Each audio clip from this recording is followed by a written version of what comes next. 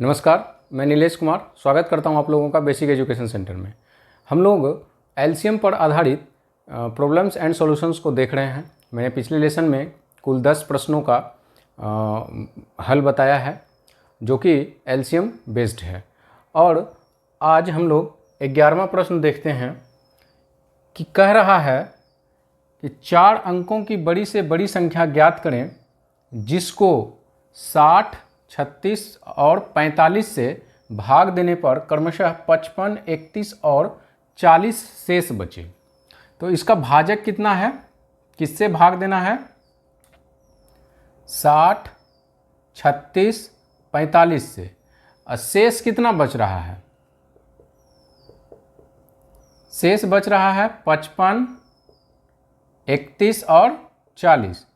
तो अब हम लोग देखेंगे कि इसका डिफरेंस कितना आता है। 5 आ रहा है इसका डिफरेंस, ठीक है। अब अगला हम लोग क्या करेंगे कि जो भाजक दिया हुआ है 60, 36 और 45, इसका हम लोग एलसीएम निकाल लेंगे, ठीक है। एलसीएम कितना हो जाएगा? 2 से 15, 9, 45, फिर 3 से 5, 3, 15, फिर 5 से 1, 3, 3, सॉरी यहाँ पर 3 से लगेगा, 5, 1, 5, फिर 5 से 1, 1, 1। तो इसका एलसीएम कितना हो जाएगा? 2 दूनी 4, या 12 या 36 बचे 180। इसका एलसीएम कितना निकल गया हमारा? 180। अब क्या कह रहा है कि 4 अंकों की बड़ी से बड़ी संख्या। तो 4 अंकों की बड़ी से बड़ी संख्या क्या होती है? 9999। इसमें हम लोग 180 से डिवाइड करेंगे, ठीक है। 4 अंकों की बड़ी से बड़ी संख्या में जो दी गई संख्या का एलसीएम निकला है उससे हम लोग डिवाइड करेंगे 5 बार में, फिर 5 बार में 900, यानी हमारा शेष कितना बच गया? 99। यदि ये 99 नहीं होता तो 180 से पूर्णतः विभाजित हो जाती वो संख्या। तो इसमें हम 99 को माइनस कर देते हैं। 9999 में 99 को हम लोग माइनस कर देते हैं तो कितना आता है हमारे पास? 9900। यानी 9900 एक ऐसी संख्या है, बड़ी से बड़ी संख्या, जिसमें 60, 36 और 45 से भाग दे देंगे तो पूरा पूरा वो भाग लग जाएगा। लेकिन कह क्या रहा है कि भाग देने पर क्रमशः 55, 31 और 40 शेष बचे। तो ये तीनों का कॉमन शेष कितना है? 5। इसीलिए इसमें हम लोग 5 को माइनस कर देंगे, ठीक है। तो हो जाएगा कितना? 9895।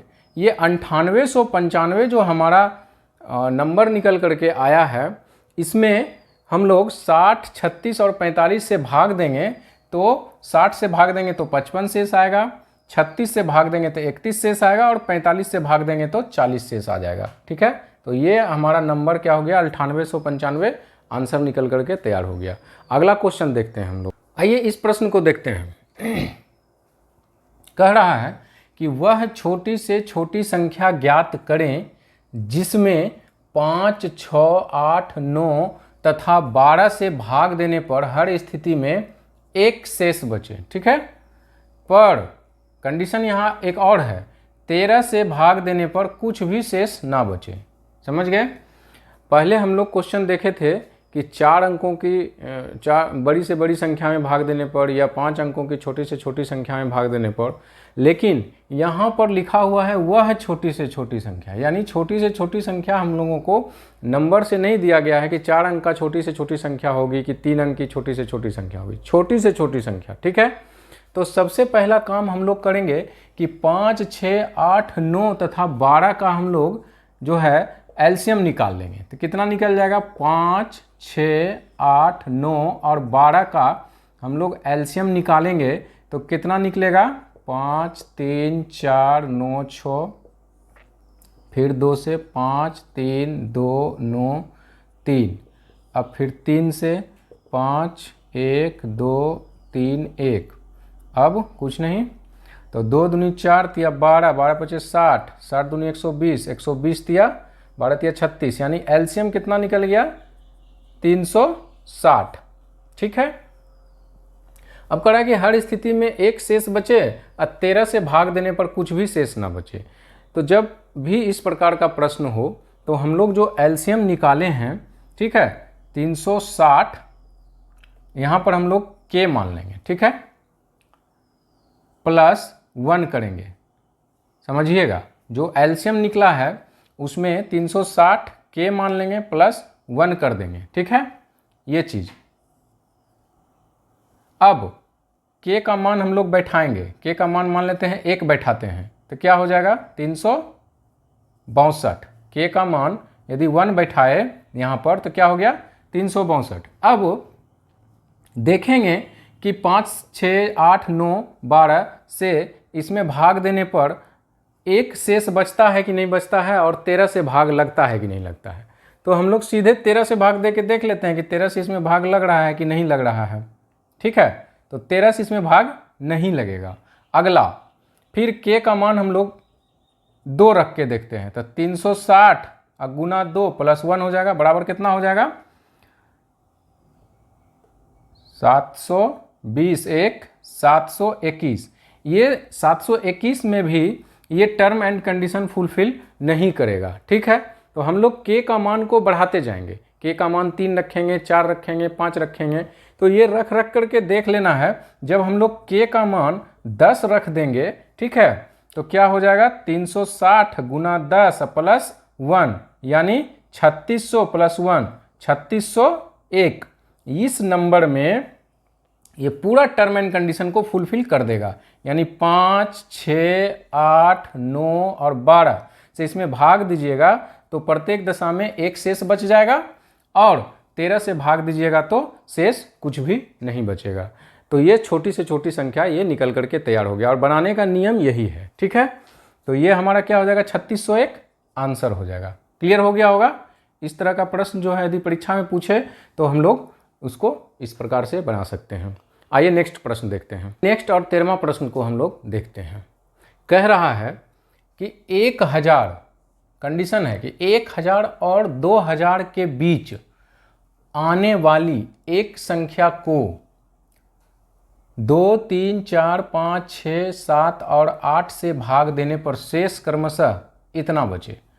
तो हमारा देखेंगे सॉल्यूशन कि भाजक क्या है हमारा, ये है, और शेष क्या है, ये है। ठीक है, यानी भाजक क्या है 2, 3, 4, 5, 6, 7 और 8। ठीक है, और शेष कितना है 1, 2, 3, 4, 5, 6 और 7। तो इसका कॉमन शेष क्या हो गया 1 निकल गया। ठीक है, समझ गए, पिछले हिसाब में भी हम लोग देखे थे। ठीक है, अब जो भाजक है उसका हम लोग एलसीएम निकालेंगे। तो 2, 3, 4, 5, 6 और 7, 8, 8 का एलसीएम निकालेंगे। 2, 3, 4, 5, 6, 7 और 8 का हम लोग एलसीएम निकालते हैं कि कितना होगा। 2 से 1, 3, 2, 5, 3, 7, 4, फिर 2 से 1, 3, 1, 5, 3, 7 और 2, अब 3 से 1, 1, 1, 5, 1, 7 और 2, अब नहीं लगेगा। अब देखेंगे गुना कर देंगे तो 2 दूनी 4 तिया 12, 12 पचे 60 और 60 है गुना 14, 14 60 गुना 14 कितना हो जाएगा 14 84, यानी 840 हमारा निकला, जिससे कि इस भाजक से भाग देंगे तो हमारा भाग पूरा पूरा लग जाएगा। चूंकि एलसीएम है 840, लेकिन क्या कह रहा है कि कॉमन शेष कितना निकल रहा है 1। तो रिक्वायर्ड नंबर क्या हो जाएगा, रिक्वायर्ड नंबर हो जाएगा हमारा 840 और माइनस 1। ठीक है, 840 माइनस 1 कर देंगे 840 माइनस 1 करने के बाद कितना निकल जाएगा? 839। ठीक है, कि अब 839 में यदि 2, 3, 4, 5, 6, 7 और 8 से हम लोग डिवाइड करते हैं तो शेष हमारा 1, 2, 3, 4, 5, 6, 7 बचेगा। ठीक है, लेकिन कंडीशन क्या था प्रश्न में? कंडीशन था कि 1000 और 2000 के बीच होना चाहिए, 1000 और 2000 के बीच होना चाहिए, लेकिन हमारा ये आंसर निकला है कितना? 1000 से कम है, 1000 और 2000 के बीच 839 नहीं आता है। तो ऐसी स्थिति में क्या करेंगे? 839 के अब -1 करेंगे। ठीक है, 839 के -1 करेंगे ना, 839 नहीं 840 लिखेंगे। ठीक है, 840 के -1 करेंगे। ठीक है, क्योंकि यहाँ तो 1 घटा करके हमारा 839 आया ही है, तो 840 में ही हम लोग करेंगे, 840 के -1। ठीक है, तो अब देखिए k का वैल्यू हम लोग पुट करेंगे। k का वैल्यू यदि हम लोग 1 पुट करते हैं तो कितना हो जाएगा? 840 गुना 1 माइनस 1 बराबर 839, जो ये नंबर हमारा निकला था। लेकिन ये नंबर जो हमारा निकला था वो तो हमारा 1000 से छोटा है और 1000 और 2000 के बीच का है नहीं, तो इसीलिए हम लोग 840 के -1 किए हैं। अब k का मान हम लोग 1 रखे थे, अब k का मान हम लोग 2 रखेंगे। ठीक है, अब देखिए 840 गुना 2 -1 कितना हो जाएगा? 1680 माइनस 1 यानी 1679। अब ये नंबर जो है हमारा 1000 और 2000 के बीच का है, आ गया। तो ये 1679 जो हमारा निकल गया, ये हमारा क्या हो जाएगा? आंसर हो जाएगा। कि जब हम लोग 1679 में 2, 3, 4, 5, 6, 7 और 8 से भाग देंगे तो हमारा ये शेष बचेगा क्रमशः। ठीक है, 1000 से 2000 के बीच का। अब अगला प्रश्न हम लोग देखते हैं। देखिए अगला और 14वां प्रश्न कह रहा है कि 200 और 600 के बीच ऐसी कितनी संख्याएं हैं जो 4, 5 और 6 से पूर्णतया विभक्त हो जाएगी। तो सबसे पहले हम लोग जो भाजक दिया हुआ है यानी 4, 5 और 6, 4, 5 और 6 का हम लोग एलसीएम निकाल देंगे। ठीक है, तो कितना हो जाएगा एलसीएम? एलसीएम हो जाएगा 5 × 15 दूनी 30 दूनी 60, यानी एलसीएम कितना हो गया? 60। अब क्या कर रहा है? 200 और 600 के बीच, 200 और 600 के बीच कह रहा है, इतना के बीच कह रहा है। ठीक है, तो इन दोनों का डिफरेंस कितना हो जाएगा? 400। 200 और 600 के बीच कह रहा है, तो 200 और 600 का हम लोग डिफरेंस निकाल लिए तो 400 हो गया। अब 400 में हम लोग 60 से डिवाइड करेंगे इस एलसीएम से। ठीक है, 6 बार में हो जाएगा 360, यानी ये जो हमारा भागफल आएगा एलसीएम से डिवाइड करने के बाद जो हमारा भागफल आएगा वही हमारा आंसर होगा। यानी 200 और 600 के बीच कुल 6 संख्याएं ऐसी हैं जिसमें कि 4, 5 और 6 से भाग लग जाएगा। समझ में आ गया होगा ये क्वेश्चन कि कह रहा है कि 200 और 600 के बीच ऐसी कितनी संख्या है जो 4, 5 और 6 से पूर्णतः विभक्त हो। तो 4, 5, 6 का हम लोग एलसीएम निकाल दिया, एलसीएम 60 निकल गया। अब 200 और 600 के बीच डिफरेंस निकाल दिया तो 400 हो गया। अब एलसीएम में 400 में हम लोग डिवाइड कर देंगे तो हमारा भागफल 6 आया, यानी 6 जो है हमारा ये रिक्वायर्ड नंबर आंसर हो जाएगा। ठीक है, अगला प्रश्न देखते हैं। अब देखिए अगला क्वेश्चन कि वह छोटी से छोटी संख्या ज्ञात करें जो एक पूर्ण वर्ग हो। कंडीशन देखिए क्या कह रहा है कि जो एक पूर्ण वर्ग हो तथा 8, 9, 12, 15 और 18 से पूर्णतया विभाजित हो। पहला कंडीशन है कि वह पूर्ण वर्ग हो और दूसरा कंडीशन है कि इन दी गई संख्या से वो पूर्णतया विभाजित हो। तो सबसे पहला काम हम लोग करेंगे कि इसका एलसीएम निकाल देंगे। तो 8, 9, 12, 15 और 18, इसका एलसीएम निकालिए।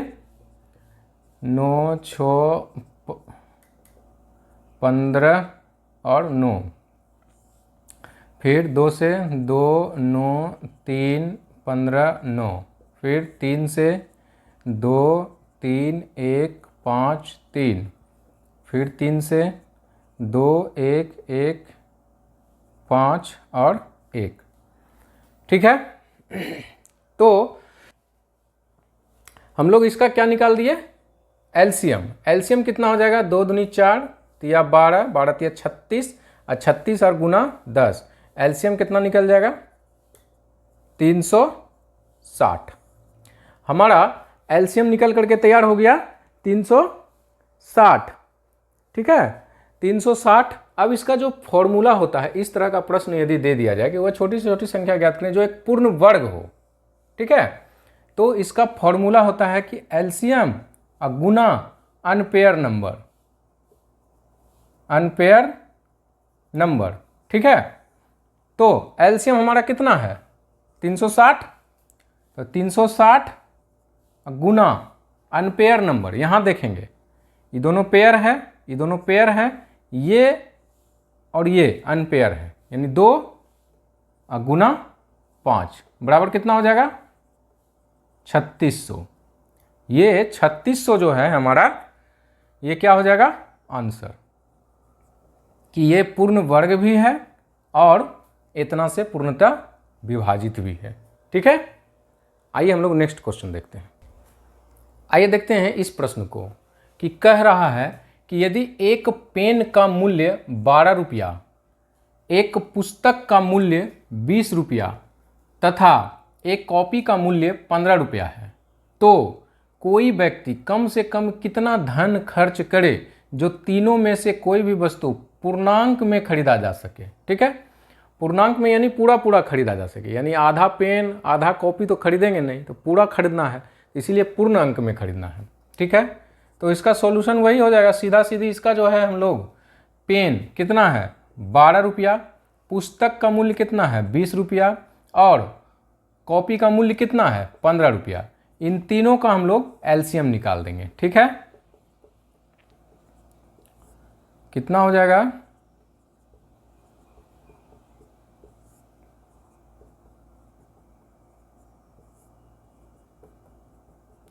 2 दूनी 4 या 12 पचे 60, यही हमारा आंसर हो जाएगा। ठीक है, कि 60 रुपया यदि हम लोग खर्च करते हैं तो एक पेन 12 रुपया, पुस्तक का मूल्य 20 रुपया तथा कॉपी का मूल्य 15 रुपया में कोई व्यक्ति कम से कम कितना धन खर्च करे कि तीनों में से कोई भी वस्तु पूर्णांक में खरीदा जा सके, तो इसका आंसर हो जाएगा हमारा एलसीएम 60।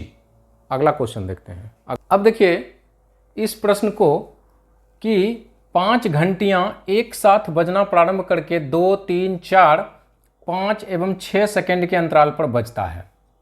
ठीक है, तो वह 1 घंटे में कितनी बार एक साथ बजेगा, पहला क्वेश्चन।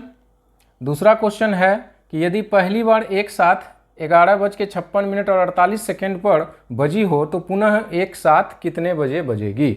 और यह जो है सबसे ज़्यादा, इस प्रकार का जो प्रश्न है घंटी, ये सबसे ज़्यादा परीक्षाओं में पूछा जाता है, तो इसको ध्यान से समझने की आवश्यकता है, धैर्य से समझने की आवश्यकता है। देखिए 5 घंटी है, ठीक है, क्या है,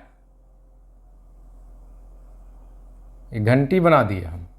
कै गो घंटी है 5 गो, कौन कौन, 2, 3, 4, 5, 6, ये 5 घंटी है।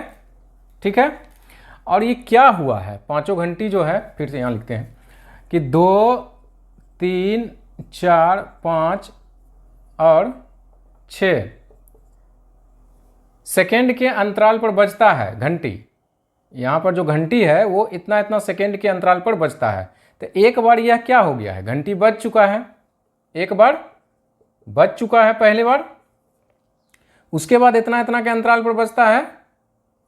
तो हम लोग इसका एक साथ बजने के लिए कह रहा है कि 1 घंटे में कितनी बार एक साथ बजेगा, तो एक साथ बजने के लिए इसका हम लोग एलसीएम निकालते हैं। ठीक है, तो एलसीएम 2, 3, 4, 5, 6 का कितना होगा, 2, 3, 4, 5, 6 का एलसीएम निकाल देंगे हम लोग।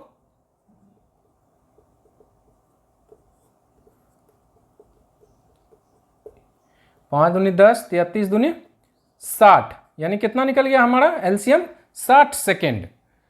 और कह रहा है, क्वेश्चन क्या कह रहा है कि 1 घंटे में कितनी बार एक साथ बजेगी। तो पहला बार तो एक साथ बज चुका है घंटी, पांचों घंटी पहला बार एक साथ बज चुका है, तो एक साथ तो बज चुका है। अब 1 घंटा में कितना मिनट होता है? 60 मिनट, ये बराबर 1 मिनट होगा ना, 60 सेकेंड बराबर 1 मिनट, तो 60 मिनट है 1 घंटा, 60 मिनट, 60 मिनट में कितना बार? 60 बार, अब प्लस एक बार वो पहले बज चुका है, यानी 61 इसका आंसर हो जाएगा कि 1 घंटे में कितनी बार एक साथ बजेगा, तो 61 बार, क्योंकि एक बार पहले वो बज चुका है। अगला प्रश्न है कि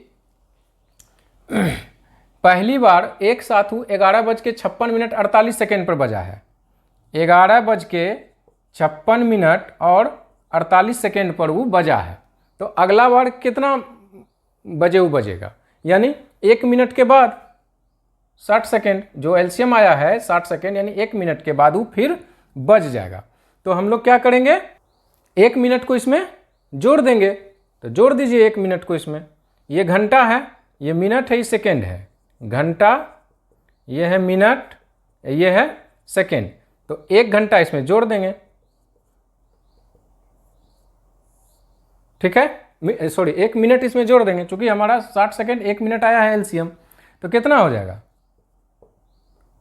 57 और 11, यानी 11:57 पर यह घंटी फिर से एक साथ बज जाएगी। ये हमारा आंसर निकल गया, ठीक है, दोनों प्रश्न का आंसर निकल गया।